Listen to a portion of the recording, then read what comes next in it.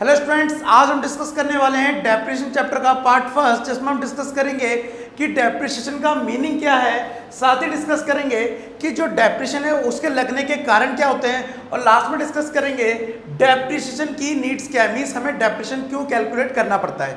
तो चलिए शुरू करते हैं। मेरा नाम है रवि कश्यप और आप देख रहे हैं अकाउंट्स की 95+ सीरीज।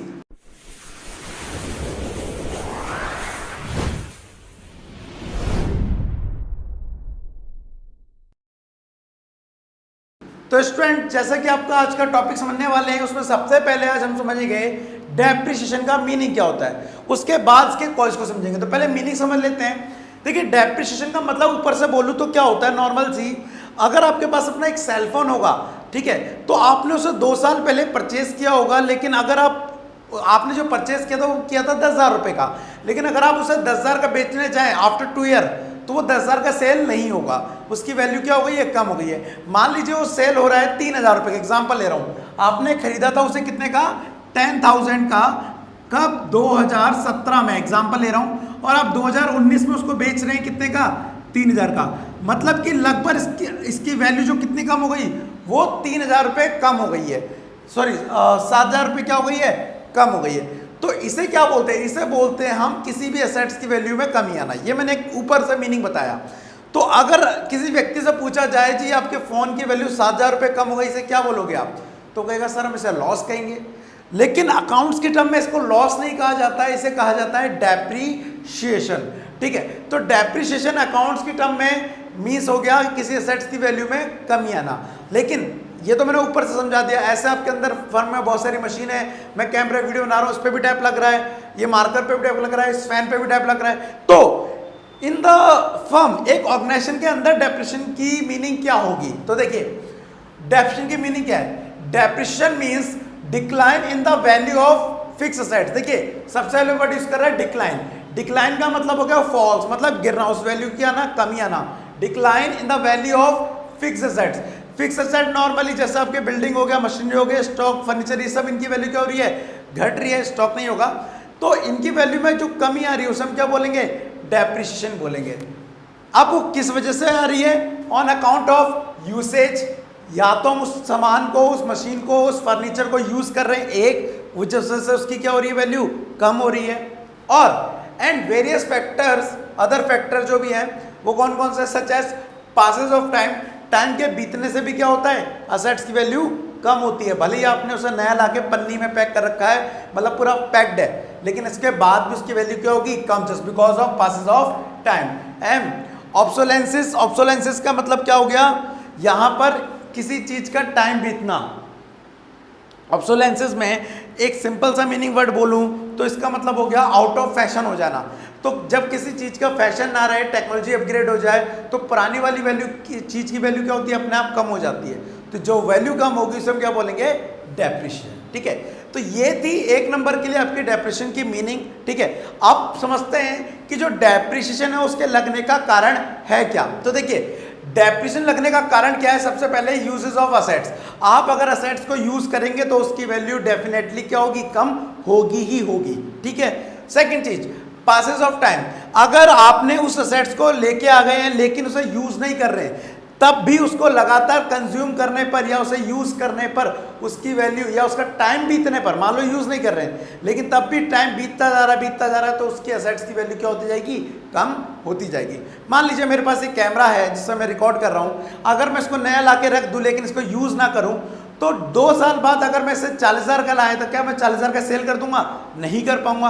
तो ये क्या हो गया, एक तरह से पासेस ऑफ टाइम की वजह से मेरे कैमरे पे क्या लग गया, डेप्रिसिएशन लग गया। Next, expiry of legal rights. कई सारे असेट्स होते हैं जिनकी एक एक्सपायरी डेट होती है, तो जब वो एक्सपायरी डेट निकल जाती है लीगल राइट की, कि अब तो वो उस पर क्या हो जाता है, उसकी वैल्यू कम हो जाती है। Next, depletion of assets. अब यहाँ पर डिप्लेशन का मतलब क्या है ये समझ लीजिए। नॉर्मली जो हमारे नेचुरल असेट्स होते हैं, जो जैसे कि खनिज हो गए, रिसोर्सेज निकलते हैं, कोल हो गए जो जमीन से निकलते हैं, अब इनको अगर हम यूज कर लेंगे, उससे विड्रॉ कर लेंगे जमीन से, तो उस जमीन की वैल्यू उतनी नहीं रहेगी। मान लीजिए आपकी जमीन के नीचे कोयला है, ठीक है, और आपकी जमीन से वो कोयला निकाल लिया गया, तो क्या आपकी जमीन की वैल्यू वो रहेगी या घट जाएगी, घट जाएगी ना। तो इसे क्या बोलेंगे, डिप्लेशन ऑफ असेट्स, ठीक है। नेक्स्ट, दोबारा से वही ऑब्सोलेंसिस का मतलब बताया। अब यहाँ ऑब्सोलेसेंस का मतलब हो गया दोबारा से वही क्या, आउट ऑफ फैशन हो जाना, जिसका मतलब ये होता है कि अगर किसी भी चीज़ को आप अपग्रेड कर रहे हैं टेक्नोलॉजी को, या कुछ भी नई चीज़ आ गई, तो उसकी ऑब्सोलेसेंस की वजह से उसकी वैल्यू क्या हो जाएगी, कम हो जाएगी, आउट ऑफ फैशन हो जाएगा। इसको आप वर्ड यूज कर सकते हैं, आउट ऑफ फैशन। ठीक है, next abnormal reason. Abnormal reason का मतलब है टूटी गई, मतलब खराबी हो गई। मान लो आपकी टीवी थी अच्छी खासी, आप लेके आ रहे थे, रास्ते में खरीद के नहीं, अचानक से हाथ से आपके फिसल गए वो नीचे, और दो ब्रेक होकर दो हिस्सों में टूट गई, तो वो क्या हो गया, उस पर भी डैप लग गया। कारण क्योंकि वो एबनॉर्मल रीजन से या टीयर वियर की वजह से क्या हो गई, खराब हो गई। तो ये वो कारण थे जिसकी वजह से आपके असेट्स की वैल्यू में क्या आती है, कमी आती है। लगभग 6 कारण है। पहला है use of assets, pass of time, expiry of legal rights, depletion, obsolescence और एबनॉर्मल रीजंस। नाउ अब कम टू द पॉइंट कि हमें डेप्रेशन को चार्ज करना या डेप्रेशन को कैलकुलेट करना क्यों ज़रूरी है, क्यों हम डेप्रेशन का कैलकुलेशन कर रहे हैं। अभी कैसे करते हैं वो तो फर्दर वीडियो में बताऊंगा, लेकिन आज बस मीनिंग समझेंगे कि क्यों करते हैं। तो सबसे पहले need ascertain true net profit and net loss. आपकी ऑर्गेनाइजेशन का, आपकी फर्म का सही और बिल्कुल फेयर प्रॉफिट या लॉस पता लगाने के लिए जरूरी है कि आज के टाइम में आपके असेट्स की वैल्यू कितनी कम हो गई है, क्योंकि कहीं ना कहीं आपके असेट्स की वैल्यू भी क्या हो रही है, कम हो रही है। ये जो कैमरा यूज हो रहा है, इससे मैं वीडियो बना रहा हूँ, लेकिन धीरे धीरे इस कैमरे की जो वैल्यू है वो कम होती जा रही है, क्योंकि मैं इस पर वीडियो बनाते जा रहा हूँ। इसका लेंस खराब होता जा रहा है, इसकी स्क्रीन खराब होती जा रही है, तो वो क्या है, वो एक डेप्रिसिएशन है। तो मुझे उसे भी तो कहीं से कवर करना पड़ेगा ना, इसलिए उसकी कैलकुलेशन ज़रूरी है। Okay, next consideration of tax. जब आप गवर्नमेंट को टैक्स पे करते हैं तो उस टाइम पर भी आपको ये ट्रू एंड फेयर वैल्यू बतानी पड़ती है कि एक्चुअल में आपके असेट्स और लायबिलिटी और आपकी जो नेट प्रॉफिट है वो कितना है, और वो तभी पता पड़ेगा जब आपने डेप की कैलकुलेशन करी हो। तो डेप्रिसिएशन को मैं शॉर्ट में क्या बोलूँगा, dep. Next true and fair financial position.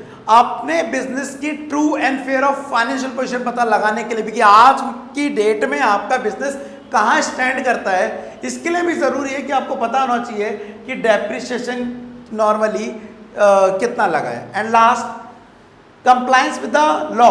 Normal देखिए कंपनी एक्ट 2013 या जो उससे पहले था 1956, वो यह कहता है कि अगर आप कंपनी खोल ले तो आपको सारे असेट्स पर डेप जो फिक्स असेट्स पर लगाना पड़ेगा इस रेट से, तो आपको लॉ को ही फॉलो करना पड़ेगा। इसलिए यह ज़रूरी है कि आप यहाँ पर लॉ को फुलफिल करें, इसलिए भी हमें क्या निकालना पड़ता है, डेप्रिसिएशन। अब मैं आपको एक और चीज़ बता दूं, ये तो मैंने बता दिया कि नीड्स ऑफ डेप्रिसिएशन क्या है। अब यहाँ पर डेप्रिसिएशन को चार्ज करने के कई सारे मेथड हैं। मीन्स अगर मैं बात करूँ आपसे कि डेप्रिसिएशन के कितने मेथड हैं, तो यहाँ पर डेप्रिसिएशन के एक हो गया स्ट्रेट लाइन मेथड, एक हो गया डिमिनिशिंग मेथड, एक हो गया एन्युटी मेथड। ऐसे कई सारे मेथड है जिससे डेप्रिसिएशन को कैलकुलेट किया जा सकता है, बट डिपेंड करता है आपके सिलेबस में कौन कौन सा आ रहा है। तो प्लीज़ इस वीडियो के कमेंट में मुझे बताना कि आपके सिलेबस में कौन कौन से मेथड है, मैं वही कराऊँ ताकि आपको समझ आए। और अगर इससे रिलेटेड अगर आपको कोई डाउट रह जाता है या कोई भी सजेशन होता हो तो भी आप इस कमेंट बॉक्स में लिख सकते हैं। साथ ही इस वीडियो को उन अपने दोस्तों के साथ शेयर करना ना भूलें जिनको इस वीडियो की बहुत ज़्यादा ज़रूरत है। तो मिलता है नेक्स्ट वीडियो में। आज के लिए thank you, tata and bye bye.